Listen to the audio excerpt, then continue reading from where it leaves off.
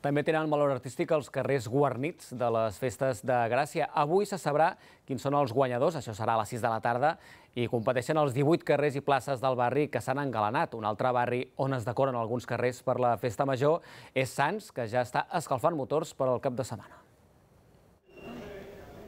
El compte enrere ha començat. Diumenge al matí ha d'estar tot enllestit i les comissions no poden perdre ni un minut perquè els carrers llueixin els decorats que preparen des de fa mesos. Això ja està molt adelantat, però vaja, fa les portalades hi ha feina. Cada any ha passat igual, hem fet el que hem pogut i tot ha sortit bé. Al carrer de Valladolid també treballen a bon ritme i només els queda treure els decorats al carrer. El seu guarniment és d'allò més significatiu.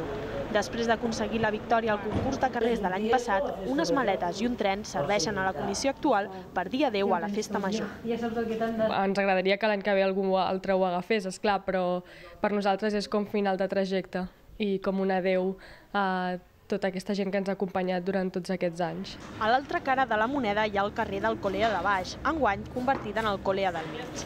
Encara han d'enllestir les portalades i no saben si arribaran a temps. Tot i això, s'ho prenen amb calma. Una mica atrasada, com cada any, però bueno, s'acabarà al final, o sigui, sempre s'acaba acabant. Però bueno, aquest any és cert que potser sí que hem començat una mica tard, però sempre ens passa el mateix, ens menja el temps i si no l'acabem està a mitges, és part del guarnit. La festa, però, no començarà fins demà. Joan Fortuny, la veu del grup sancenc d'Elèctrica d'Arma, serà l'encarregat de donar el tret de sortida a una setmana d'actes des d'aquest escenari. Us ho ha explicat des del Parc de l'Espanya Industrial, Jessica Moreno.